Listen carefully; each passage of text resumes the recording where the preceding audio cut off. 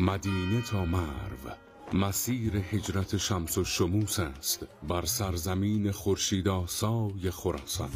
هجرتی که از جزیرة العرب تا خراسان ایران شهاب نورانی دانش وحیانی را بر شرقی ترین باغستان عقول جهان اسلام تابانید. از این پس خراسان مهد علوم عقلی و نقلی و چشمه جوشان تمدن اسلامی شد.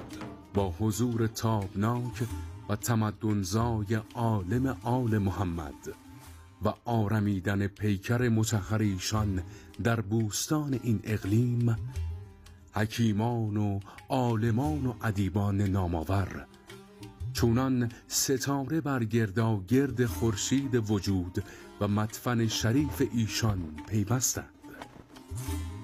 از قله‌های حدیث، تفسیر، فقه و کلام گرفته تا چکادهای ادب و سخن این دیار، هر کدام در تابش گرما بخش شمس و شموس ایمان و علم شکوفا شدند. و این چنین 12 قرن پیش مجالس تدریس و علم‌اندوزی در مدارس 10گانه حرم مطهر برپا شد. اکنون مدرسه های حرم سیاره های برجای مانده منظومه شمسی رضوی زمان معاصر هستند که همچنان چراغ پرفروغ دانش در حجره ها و مدرسه های آن می درخشند. دارالعلم فرصتی است مغتنم برای بازخوانی بروز آثار دینی، تراث شیعی و رونق گفتگوهای علوم اسلامی در مدارس فعال حریم امام رؤوف و مشهد الرضا و حکایت شیرین و دلنشین مجاهدت‌های فرهنگی علمی رضوی همچنان مانا و باقی است در سلسله مباحثات علمی و گفتگوهای دانش اندوزان در بارگاه رفیع و تمدن آفرین حضرت علی بن موسی الرضا علیه آلاف التحیة و السلام.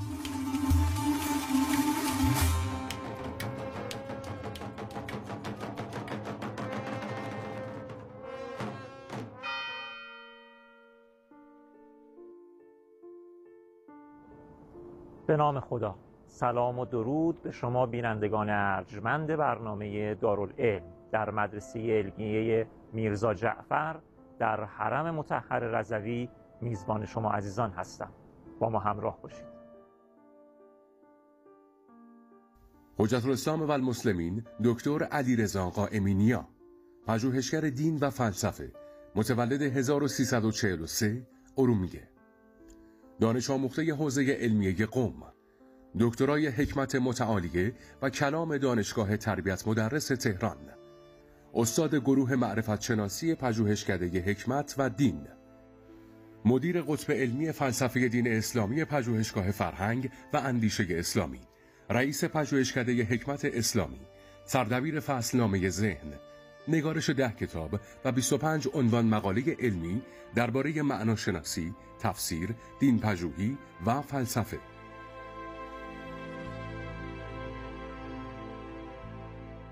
همراهان عزیز، بینندگان گرانقدر، همچنان با برنامه دارالعلم همراه ما هستید. امشب این افتخار رو دارم که خدمت حضرت حجت الاسلام و المسلمین دکتر قائمی نیا هستیم و باز هم پیرامون علوم اسلامی از یک منظر دیگه صحبت میکنیم. آقای دکتر خیلی خوش آمدید به دارالعلم. در آغاز اگر سلام و احوالپرسی با بینندگان ما دارید بفرمایید تا بعد انشاءالله بحث شروع کنیم. بسم الله الرحمن الرحیم. عرض سلام دارم خدمت شما و بینندگان محترم. امیدوارم بتونیم مباحث سودمندی رو در این خصوص خدمتتون داشته باشیم انشاءالله. آقای دکتر بذارید من با یک سوال چالشی شروع بکنم و شاید مثلا تند. توی این سالهای اخیر وقتی فضاهای پژوهشی و همایش‌ها و نشست‌ها و مقالات و کتاب‌ها و اینا رو دنبال می‌کنم، یک ترکیبی و یه در واقع واژه‌ای بسیار بسیار کاربرد شده. ترکیب الهیات با یه واژه‌های در واقع ثانویه. مثلا ما امروز میشنویم الهیات شهر، الهیات مرگ، الهیات سکوت، که خود حضرت علی هم در این حوزه کار کرده دیگه. مثلا بحث الهیات سایبر که حالا موضوع مهمی هم هست و اینها. یه دریافتی من دارم که شاید دریافت ناقص و اشتباهی باشه، میخوام این رو در واقع بر اساس این پرسش من این فضا رو در واقع شفاف بکنید برای ما. دریافتی که ما از الهیات داریم یه مفهوم غربیه، یعنی انگار اون اصطلاح در واقع تئولوژی و اون تحولی که در حوزه الهیات اتفاق افتاده، خب حالا به عنوان الهیات یا با اصطلاح الهیات در سنت فکری اسلامی ما خیلی تکرار نشده و میدونیم که الهیات در غرب بالاخره تحت تاثیر یک تحولاتی بعد از رنسانس قرار میگیره و این دانش الهیات شکل میگیره. اساساً چه اتفاقی افتاده که اندیشمندان، دانشوران در واقع حوزوی ما به ویژه و حتی نهادهای حوزوی ما امروز خیلی اصرار دارن در بکار بردن این واژه الهیات و ترکیبش با یه سری از عرصه‌هایی که قبلا شاید به وضوح کاربرد نداشته؟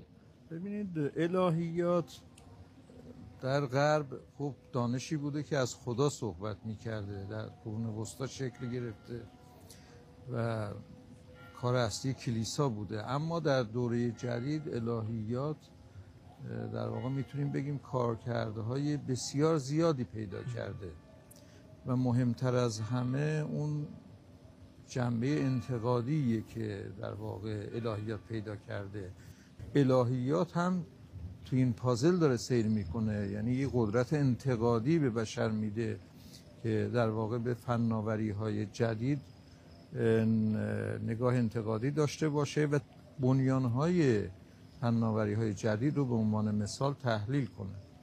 اما در فضای تفکر اسلامی من تاکید دارم بر این که ما در واقع کلام جدید رو داریم. کلام جدید با کلام سنتی تفاوت داره. کلام جدید اولا این رو تاکید کنم که صرفاً مسائل جدید رو در بر نمیگیره. ما وارد یک پارادایم‌های فکری جدید شدیم و علاوه بر این که مسائل جدیدی در حوزه کلامی ظهور کرده، روش‌های جدید و ایده‌ها و اندیشه‌های فلسفی جدید هم در این حوزه وارد شده. الهیاتی به این معنایی که من خودم به کار میبرم در واقع مساوی با اون کلام جدید، کلام جدیدی که شاید اولین بار مرحوم شهید مطهری این اصطلاح رو در یک سخنرانی در سال 1355 در حسینیه ارشاد به کار بردن. اما خب یه مقدار کلام جدید حوزش فراتر میره، چون شما یک دهه پیش به عنوان مثال کلام جدید رو میدیدید. کلام جدید اشتغال داشت به تحلیل باورهای دینی، مفاهیم دینی. اما امروزه کلام جدید در واقع یک بخش بسیار مهمتری پیدا کرده، اونم مواجهه‌ای که دین و اندیشه های دینی با فناوری های جدید داره. به عنوان مثال با فضای سایبر داره، یا فناوری های شناختی داره، یا فناوری های کوانتومی. اینا خب همش مسائل کلامی رو ایجاد میکنه. الهیات خب خود واژه الهیات کاربردش در این حوزه ها، شما مثلا میخواید الهیات ناظر به فناوری های شناختی رو بحث کنید، یا الهیات علوم شناختی رو، الهیات فناوری های کوانتومی، الهیات فضای سایبر، جذابیت داره و به این معنای گسترده‌ای که پیدا کرده در واقع خود این کاربرد هم یه تلنگریه به حوزه های معرفتی که اولا الهیات رو شما یک دانش صرفاً مصرف کننده ندونید. الهیات میتونه نوآوری داشته باشه، فضاهای جدیدی رو برای بشر کشف کنه و مهمتر از این میتونه رویکردهای انتقادی رو به وجود بیاره در مقابل اندیشه ها و فناوری های جدید. با این نگاه در واقع شاید اصطلاح الهیات بهتر از کلام جدید باشه که اون صرفاً بگیم که یا حالا عام هم باورها و مفاهیم دینی رو در بر میگیره، هم پدیده های عصر جدید، پدیده های تکنولوژیک عصر جدید رو در بر میگیره.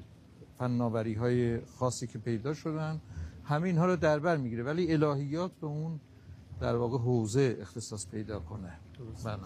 ما وقتی از علم صحبت میکنیم، این دائم تو این شب‌ها با دوستان مختلفم که گفتگو کردیم، یعنی بحث علوم اسلامی و بعد علوم انسانی که در واقع از غرب ریشه گرفته صحبت می‌کنیم، یه بحث بسیار بسیار مهم بحث نظریه است. یعنی به هر حال تولید نظریه در علوم انسانی در غرب، حالا هرچند در کشور ما معمولا حتی در علوم انسانی دانشگاه ما مصرف کننده است.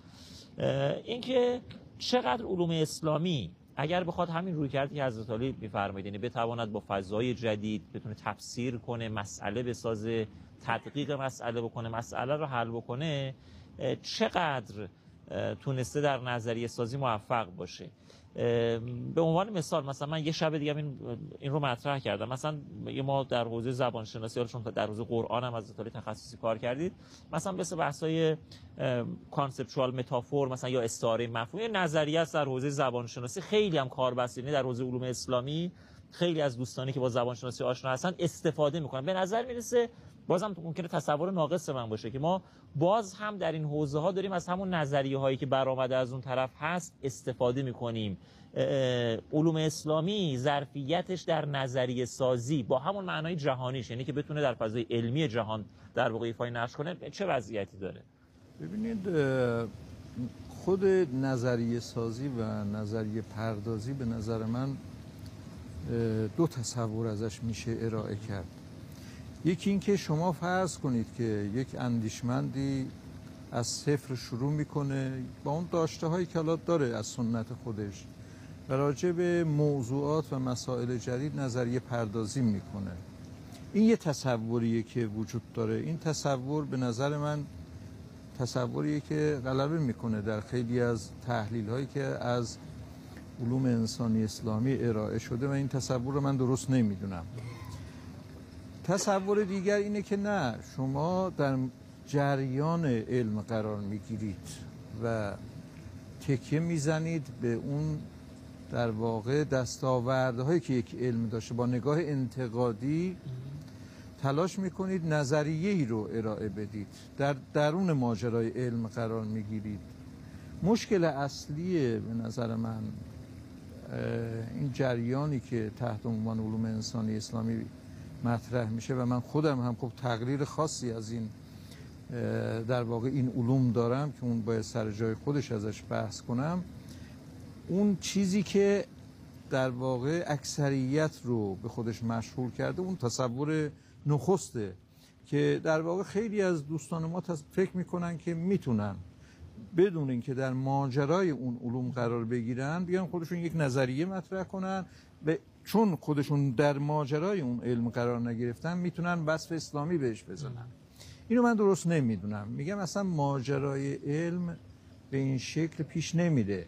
شما اگر میخواهید نظریه جامعه شناختی اسلامی ارائه بدید، طبیعیه که باید خودتون در متن نظریات معاصر جامعه شناختی قرار بگیرید و با نگاه انتقادی جلو برید. در طول این نگاه انتقادی عناصر اسلامی رو هم تزریق میکنید و نظریه متفاوت رو ارائه میدید. این نظریه به نظر من کاملا با اون چیزی که شما اشاره کردید تحت عنوان استعاره‌های مفهومی و تلفیق مفهومی در واقع تطابق داره، چون دانشمندان علوم شناختی یک ادعایی دارن، میگن که تفکر بشر با تلفیق مفهومی جلو میره، دائما فضاهای مختلف رو با هم تلفیق میکنه، برخی از عناصر فضاهای مختلف رو میاره و یک فضای جدیدی رو در واقع پایه‌گذاری میکنه، یک فضای جدیدی پیدا میشه. نظریات علمی دقیقاً مبتنی بر تلفیق‌های مفهومی هستند و اگر ما میخواییم نظریه اسلامی تولید کنیم باید با تلفیق اندیشه‌های دینی و تلفیق مباحثی که جدیده این کار رو انجام بدید. ممکنه حالا بعضی از دوستان فکر کنن یک نوع التقاطه. به نظر من معنای التقاط این نیست. ما دو نوع التقاط داریم. یک نوع التقاط که اندیشه ها رو در واقع اعتقادات رو با هم ترکیب میکنیم، یک در واقع ترکیب خطی میکنیم، یک نوع جبر خطی داریم. اینجا منظور این نیست. در تلفیق اندیشه ها که تاریخ علم با همین تلفیق جلو میره. یک دانشمندی ظهور میکنه، عناصری رو از دانشمند قبلی میگیره، یه تغییر تطوراتی در اونها به وجود میاره، بر اساس اندیشه های خودش و یک نظریه جدیدی رو ارائه میده. کاملا فضای جدیدی رو مواجه هستیم. اگر مسیر نظریه پردازی درست در علوم به نظر من تبیین بشه، کلا مسیر علوم انسانی اسلامی هم تغییر تحول پیدا خواهد کرد. ما این ایجاد نظریه از صفر رو بذاریم کنار. این تفکر ایدالیستی به این معنا که واقع گرا نیستش، که واقعیت علم رو نمیبینه، که فکر میکنه که ما با اندیشه های اسلامی صرف بدون اینکه وارد فضای اون علوم بشیم میتونیم تولید علمی کنیم، اینو باید کنار بگذاریم. بله. و این رو من حالا مهمترین آسیب میدونم برای این جریان، که شاید این تصور نادرست در خیلی شکل گرفته که آقا هر چی از غرب میاد در واقع این نادرسته و باید بذارید کنار، اسلامیزش کنید. درست. این اسلامیزه کردن باید معنای درستش پیدا کنه. یه پرسش مطرح کنم که شاید بیشتر بهانه جویی باشه ها، ولی حالا اینم پاسخ بدید بد نیست. یه اصطلاح سازی در فضای علمی در واقع علوم اسلامی کشور ما اتفاق میفته، یه ترکیب اصطلاحاتی که اساساً از غرب اومده و بعد با مثلا در جوار بارگاه حضرت رضا علیه السلام هم هستیم، مثلا ترکیب اکوسیستم زیارت، یا در واقع اون اثر ارزشمند حضرت علی که جوایز متعددی هم گرفته، کتاب بیولوژی نس. چه لزومی داره؟ میخوام بگم تو این جعل واژه‌ها یا ترکیب این واژه‌ها با هم دیگه که مثلا ما چون مثلا اکوسیستم یه معنایی داره، یه فضایی رو برای خودش داره و بعد میایم اینو کنار زیارت قرار میدیم. حالا در واقع حضرت علی به عنوان کسی که در عنوان یک کتاب این کارو کردید، در واقع همین عنوانی رو گذاشتید، اینو یه توضیح بدید شاید جالب باشه. حالا فرهنگستان نیاد ایراد بگیره، بر ما این واقعا یه ماجرایی شده. ببینید به نظر من ما داریم اولا در واژه سازی ها خیلی افراط میکنیم. بعضی از واژه های علمی اشتباه ناپذیره و من مخالف فارسی سازی نیستم و در واقع تاکید بر این دارم که در واقع بعضی از واژه ها باید ولی الان زبان ها در هم تنیده شدن، مخصوصا زبان های علمی. اون مطلبی رو که بیولوژی نسل این اصطلاح میتونه برسونه، زیست شناسی متن نمیتونه برسونه، زیست شناسی نسل هم نمیتونه برسونه. توضیح خواهم داد خدمتتون. اصطلاحات رو من دو دسته میدونم. بعضی ها ترجمه پذیرن و باید ترجمه میشن، ولی بعضی از اصطلاحات، خصوصا اصطلاحاتی که شما مثلا در علوم پایه دارید، در فیزیک دارید، اینا ترجمهش سطح مطلب رو هم میاره پایین، خود آدم متوجه نمیشه که واقعا چیه. راجع به بیولوژی نسل این توضیح رو خدمتتون عرض کنم. یکی از اساتید که در واقع خودتون هم فکر کنم جلسه‌ای داشتید با ایشون، آیت الله رشاد، توی جلسه میگفتم من در عمرم همه اصطلاحات رو تونستم تغییر بدم ولی دو تا رو نتونستم. یکی این بیولوژی نسل بود، دیدم که غیر از این چاره‌ای نیست که باید این اصطلاح باشه. ایده ای که این کتاب داره اینه که ما اولا باید از روش‌های سنتی و روش‌های جدید هر دو استفاده کنیم برای تحلیل متون دینی و در حوزه مطالعات دینی. باید به یک نوع تلفیق معرفتی از روش‌های جدید و روش‌های سنتی استفاده کنیم. این رو من تلاش کردم در عنوان کتاب نشون بدم. بیولوژی رو به زیست شناسی ترجمه نکردم تا نشون بدم که این واقعا یک فضای جدیده و علوم غربی هم مطالب قابل استفاده دارن و تصورمون رو باید نسبت به این علوم تغییر بدیم.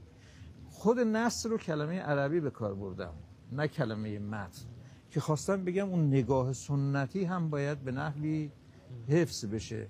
بنابراین بعضی جاها ما مجبوریم برای اینکه با یک عنوان دریایی از مطالب رو نشون بدیم به مخاطب، به طور طبیعی از ترکیبی از عناوین در واقع جدید و قدیمی استفاده کنیم و این هیچ مشکلی رو به نظر من به وجود نمیاره، چون مخاطبانی که به عنوان مثال میبینن الهیات سایبر، خود سایبر هم خوب کم به کار میره، شما فضای مجازی نگو، الهیاتش تا حد مشخص سایبر میفهمن که اینجا یه تغییر و تطوری شکل گرفته و داره فضاهای مختلف با هم تلفیق میشه. درست. بله این به نظر من خیلی مهمه. اگه اجازه بدید دکتر یه مکسی بکنیم توی این فاصله، من دعوت کنم، چون اشاره شد به کتاب بیولوژی نسل و کتاب مهمی است، جوایز متعددی هم گرفته، بینندگان عزیز ما گزارشی رو که از این کتاب آماده کردیم در معرفیش ببینند.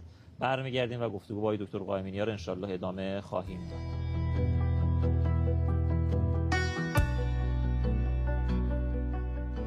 بیولوژی نسل، نشان شناسی و تفسیر قرآن، کوششی برای یافتن راهی برای فهم قرآن بر اساس روش‌های نوین است. نویسنده این کتاب دانش آموخته فلسفه و تاکنون نظریه پردازی‌های جدی در حوزه نشان شناسی و زبان شناسی و شبکه معرفت دینی مطرح کرده است. حجت الاسلام و المسلمین دکتر علیرضا قائمینیا در این کتاب به دنبال تحقیق در باب نشان شناسی و تفسیر متن قرآن نیست.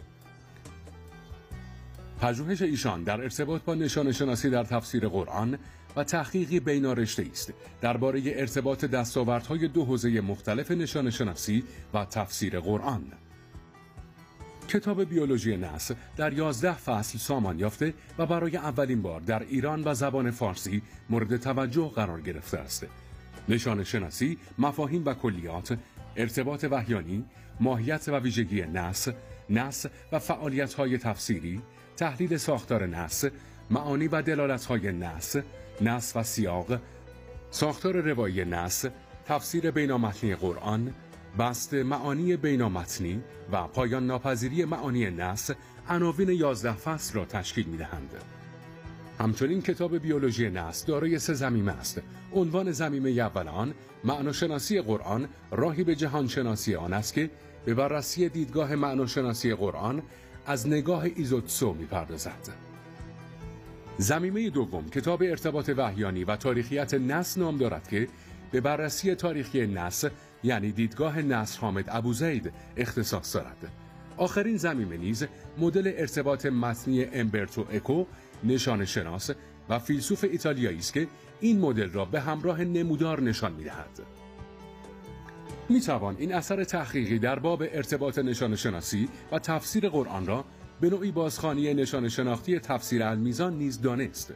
این کتاب با حمایت سازمان انتشارات پژوهشگاه فرهنگ و اندیشه اسلامی منتشر شده است.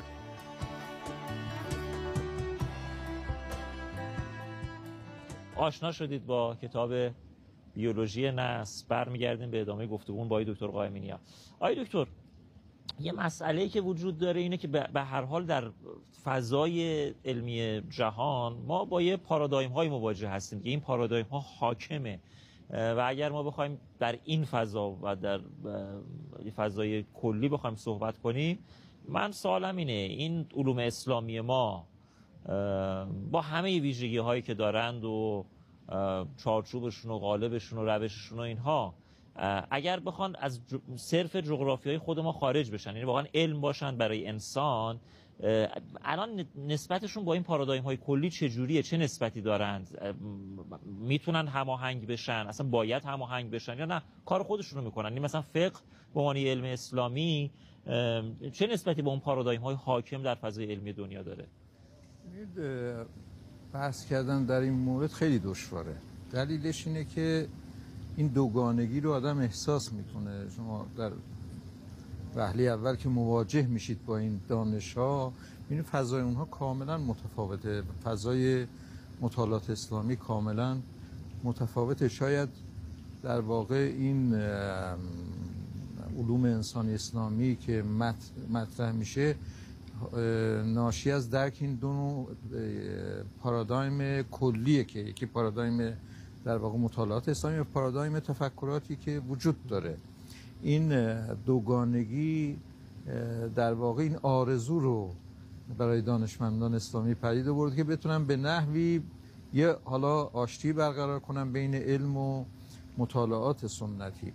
طبیعتا این پارادایم ها به این صورتی که هست نمیتونه سازش داشته باشه با مطالعات اسلامی.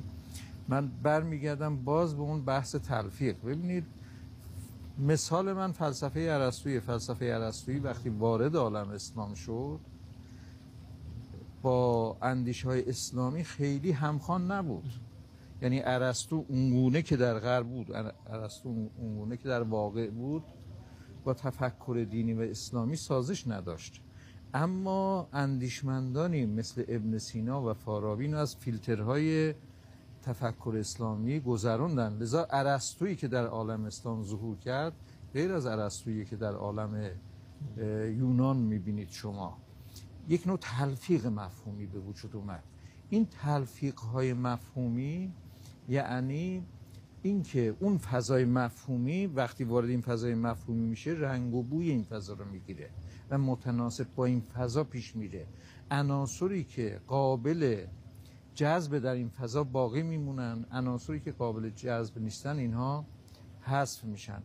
تلفیق مفهومی رو من قائلم که میتونه این مشکل رو حل کنه. در واقع در حوزه‌های مختلف تفکر اسلامی شما فلسفه اسلامی رو در نظر بگیرید، فلسفه اسلامی رو اگر به معنای تحت اللفظیش در نظر بگیرید و حتی فلسفه غرب رو به معنای تحت اللفظی، هیچ کدوم از این جریان ها با هم همخوانی ندارن. اما ممکنه تلفیق های قوی ظهور پیدا کنه که این تلفیق ها یک فضاهای فلسفی جدیدی رو به شکل بده.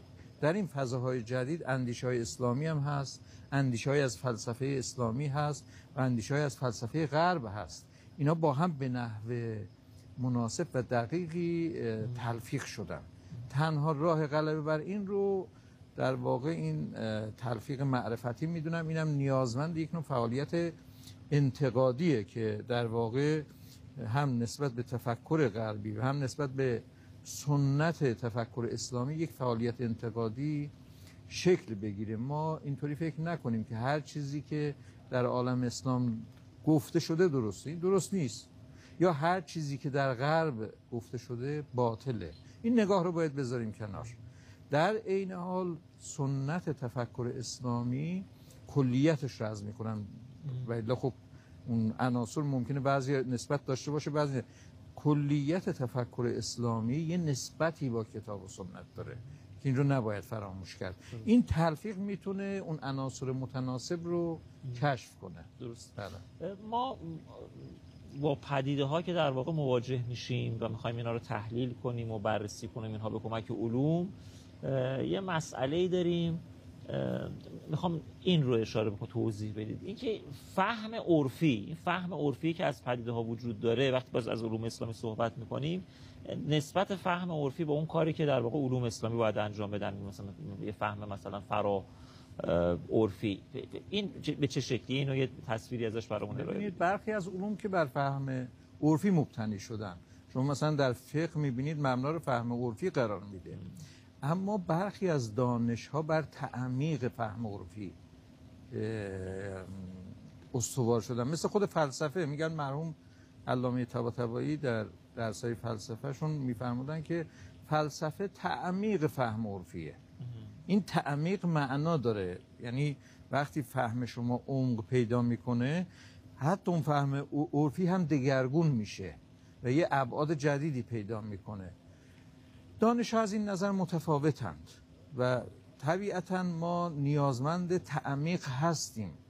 هرچند که تعمیقی که در فلسفه وجود داره و تعمیقی که در فقه وجود داره متفاوته، اینو نمیشه انکار کرد، ولی در خود فقه هم نیازمند تعمیق هستیم.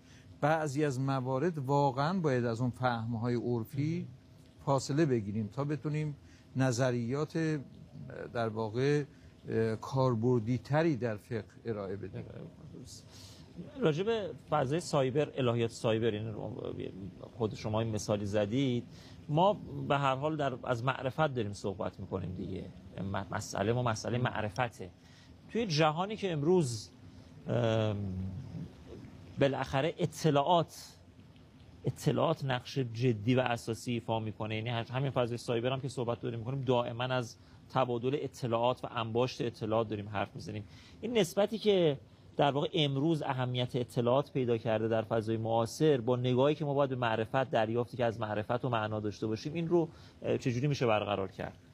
ببینید اینو من مفصل در خود الهیات سایبر بحث کردم که فضای سایبر یک فضای اطلاعاتیه و معرفت به معنای باور صادق موجه دیگه در فضای سایبر کاربرد نداره. اطلاعات جای معرفت نشسته. ویژگی که فضای سایبر داره همینه، اطلاعات فراوانی میاد، کاربران فرصت ارزیابی ندارن یا تمایلی به ارزیابی ندارن، با یک سری سوگیری های شناختی این اطلاعات رو میپذیرند. این ویژگی عصر جدید ماست، عصر در واقع دیجیتال. ویژگی مهمش همینه. طبیعیه برای اطلاعات ما یک نوع معرفت شناسی متفاوتی رو باید پایه‌گذاری کنیم. معرفت شناسی که قبل از در واقع عصر دیجیتال خیلی روش کار میشد، معرفت شناسی بود که با باور صادق موجه کار داشت.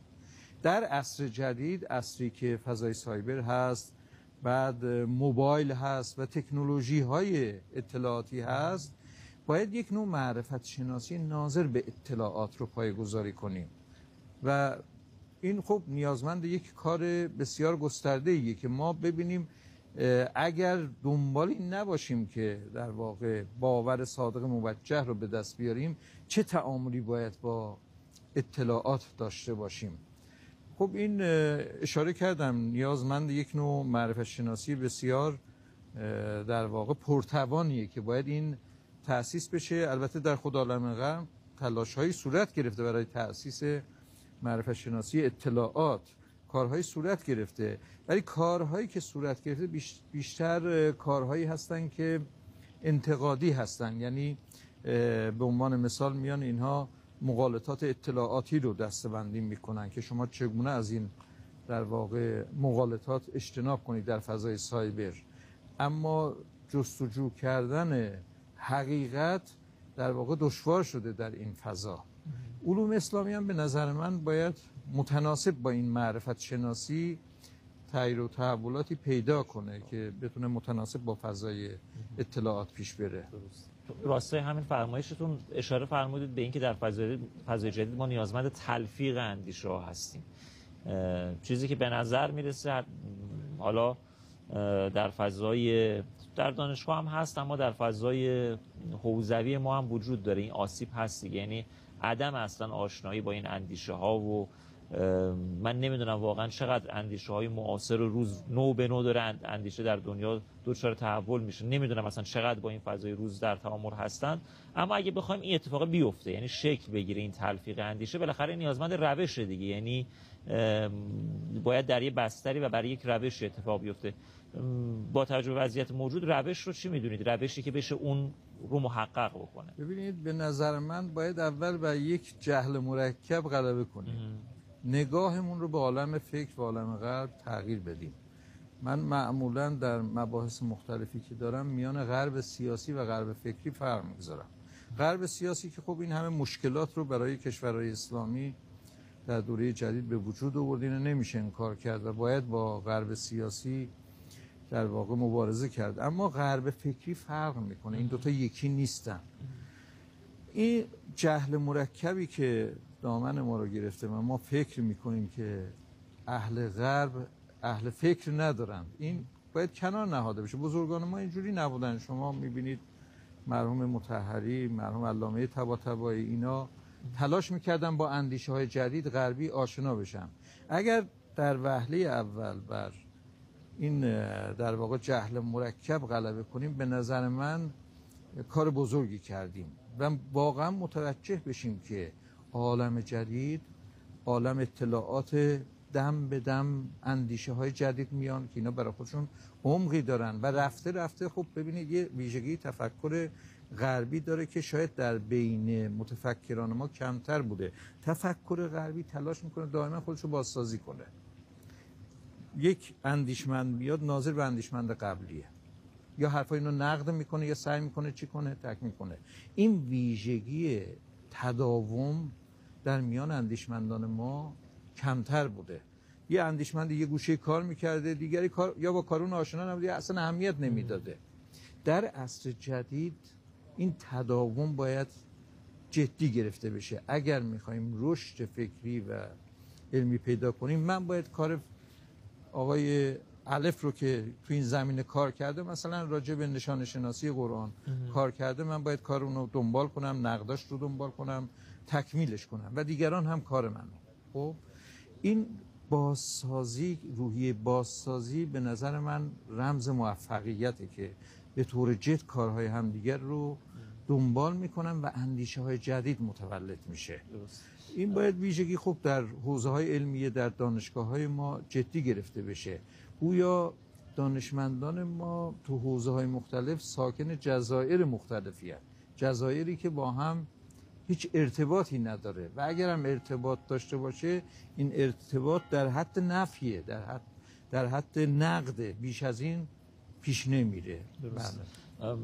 همین که شما میفرمایید، یعنی مثلا امروز خیلی از نظریه ها توی دنیا، خیلی از فضاهای اجرایی توی دنیا مثلا بر پایه اون جامعه شبکه‌ای مثلا کاستلزه، چه در حوزه خود ارتباطات و اینا، چه در حوزه حتی مسائل شهری و اینا. ولی من بعید میدونم مثلا در فضای مثلا علوم اسلامی ما خیلی کسی توجه جدی به اینکه آقا این مثلا این نظریه چه داره میگه، چه روی کردی داره داشته، یا خیلی از مباحث مثلا روایت شناسی، نشانه شناسی، زبان شناسی، این حوزه‌ای که در واقع میتونه کارآمد باشه وجود نداره. یه نکته دیگه که برای من در واقع مطرحه که شاید همین علومی که ما بهشون کمتر توجه داریم و میتونه به علوم اسلامی کمک کنه بیاد تکمیلش بکنه، مثلا نگاه به خود سنته. آقای دکتر قائمی، سنت اهمیت داره برای ما، ولی وقتی ما در فضای سنت داریم تو کشور خودمون صحبت می‌کنیم، در حوزه‌های مختلف، در هنر، عرصه‌های مختلف، به نظر میرسه اون چیزی که در سنت حاکمه در نگاه کلی ما، اون سنتی نیست که در واقع در علوم اسلامی مطرح میشه. اون سنتی است که جریان سنت گرایان که اصلا یه رویکرد دیگه ای دارن دیگه، امثال مثلا سید حسین نصر و اینها، اون سنت گرایی که نصر داره اشاره میکنه به نظرم ارتباطی با اون چیزی که از سنت در حوزه علوم اسلامی میگیم در واقع ایجاد نمیشه. مثلا خود مفهوم زیبایی، ما الان در همین مدرسه میرزا جعفری که حضور داریم، ما چون حوزه علاقه من حوزه هنره، این نمودی که داریم در معماری اینجا میبینیم، این چیزی که این کالبدی که اینجا وجود داره این سنت نیست. یعنی خیلی ها امروز دارن از این به نام سنت یاد میکنن و بر اساس همین اصرار دارن که آقا این سنته، در صورتی که این یه معنای معرفتی داشته، در دوره خودش اینجوری نمود پیدا کرده. مسئله بازگشت ما به سنت و توجه ما به سنت که نه دوچار کهنه‌گرایی که سنتگرایان در واقع مطرح میکنن بشیم، نه اینکه دوچار آسیبی که ممکنه نوگرایی بیش از حدی که در واقع از فضای غرب میاد. این سنت رو چجوری علوم اسلامی میتونه کمک کنه حفظ بشه؟ ببین، من میان چند تا جریان فرق میگذارم. حالا شما به بعضی اشاره کردید، سنتگرایی نصر و شوان و رنگنون و اینها، که اونها مطلقا دستاوردهای جهان جدید رو نفی میکنن و میگن پایه باید سنت باشه، منتها سنتی که در میان سنت‌های بزرگ دینی و ادیان بزرگ اشتراک داره. جریان سنتی که با سنتگرایی فرق داره، جریان سنتی هم دستاوردهای جهان جدید رو نفی میدونه و الگو رو تفکر سنتی میدونه. جریان مدرنیستا یا نوگرایان که اینها نکته مقابل عمل میکنن و میگن باید از دریچه جهان جدید باید به تفکر سنتی نگاه کنیم و همه اون رو نقد کنیم، مبنا و پایه رو در واقع تفکر جدید میگذارن. و جریان هایدگری که چهارمین جریانه که اون هم برای خودش یه ادعاهایی داره، نگاه‌های فلسفی هایدگر رو مبنا قرار میده و اون رو در واقع اصالت میده، از اون دریچه نگاه میکنه هم به دنیای جدید و هم سنت. من در این میان نگاه انتقادی رو در واقع میپذیرم و شواهدی دارم که در واقع برخی از بزرگان ما مثل مرحوم مطهری و مرحوم علامه طباطبایی اینا دنبال چنین نگاهی بودن. ببینید، در این نگاه اینجوری فکر نکنیم که ما باید تمام دنیای جدید رو تحویل و تقلیل بدیم به سنت. سنتی ها این کارو میکنن، مثلا میگن که فرض کنید ما فلسفه فارابی رو میگیریم، بر اساس فلسفه فارابی همه مسائل جدید حل میکنیم. این امکان پذیر نیست. فارابی هر کاری بکنید، هر چند اندیشه های قابل استفاده داره در تفکر جدید، من اینو نمیخوام نفی کنم، ولی تقلیل و تحویل گرایی رو نمیتونید دچار بشید. اسلامیزه کردن معناش این نیست که شما بیایید مثلا تفکرات ابن سینا رو بگیرید تطبیق کنید بر دنیای جدید. هر چیزی بیرون موند اون رو بذارید کنار. خب از تفکر سنتی به عنوان یک چارچوب استفاده میکنن، یه قالب استفاده میکنن. این یه نوع نگاه این نگاه سنتی هاست. سنتگراها حالا این چارچوب رو یه مقدار گسترده تر میکنن. نگاه انتقادی اینطوری نمیکنه. نگاه انتقادی میاد هم به سنت خودش نگاه انتقادی داره، اندیشه هایی که شکل گرفتن، از میان اینها اونهایی که متناسبه و میشه پذیرفت میپذیره، هم از دنیای مدرن اون اندیشه هایی که قابل اینجا تلفیق شکل میگیره و میشه از اندیشه های جدید در واقع استفاده کرد. بنابراین رجوع به سنت دو معنا میتونه داشته باشه. یک بار اینه که شما تحویلگرا باشید، همه چیز رو برگردونید به سنت، که اشاره کردم بعضی مثال ها رو هم خدمتتون گفتم که متاسفانه الان تو علوم انسانی اسلامی بعضی اینو دارن دنبال میکنن، فکر میکنن که اسلامی کردن علوم جدید یعنی اینه که مثلا به عنوان مثال مرحوم صدر هر چی گفته شما بیاید تطبیق کنید در حوزه علوم اجتماعی. خب من سوال می‌کنم این چه قدرتی خواهد داشت؟ شما باید دنبال ملا صدرایی باشید که با اون فلسفه وارد حوزه علوم اجتماعی جدید شده، در زمینه علوم اجتماعی جدید قرار گرفته، داره مثل دانشمندان جدید فکر میکنه، از اون اندیشه هاش هم استفاده میکنه، ولی یک متفکر معاصره، سنت رو انتقال میده به فضای جدید. این غیر از اینه که شما وضعیت معاصر رو انتقال بدید به گذشته.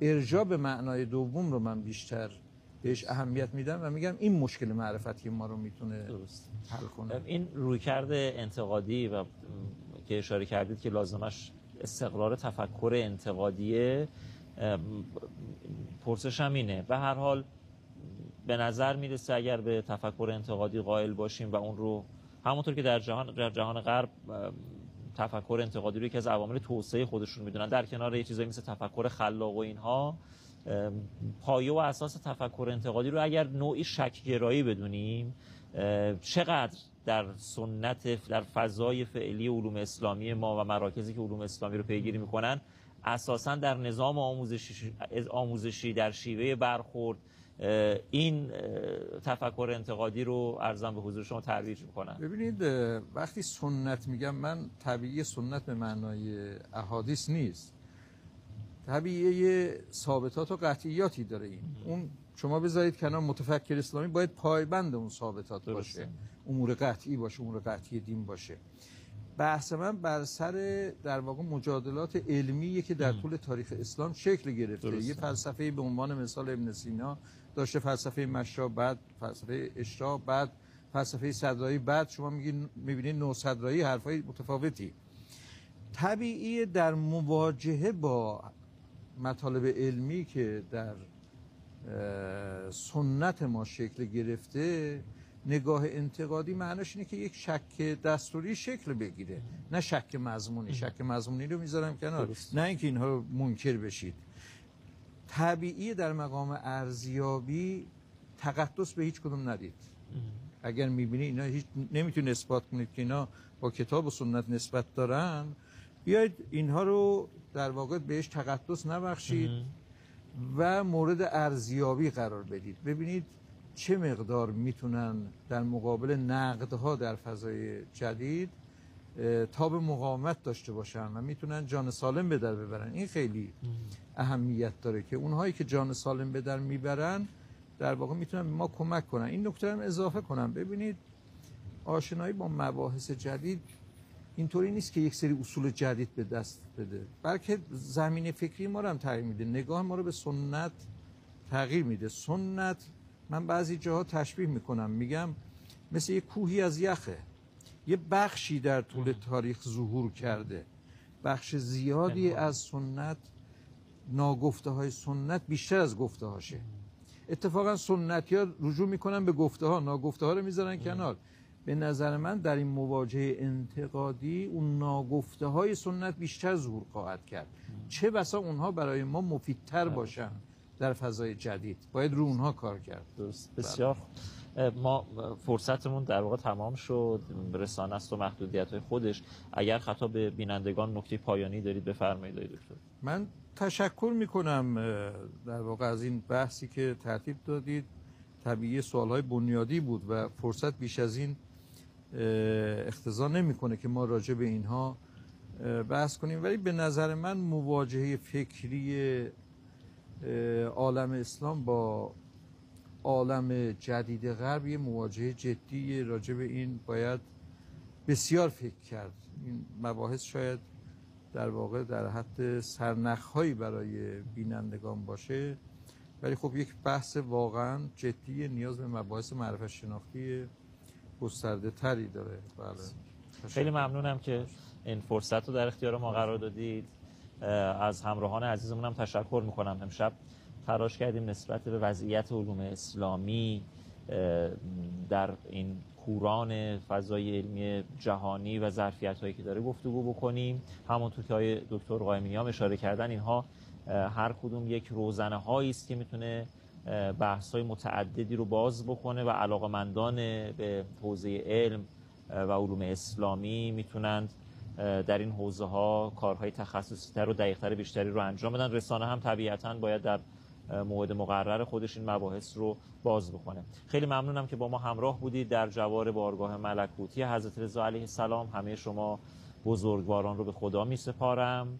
شبتون بخیر. اینجا عجب عشقیست در جان و عجب شوریست در سرها.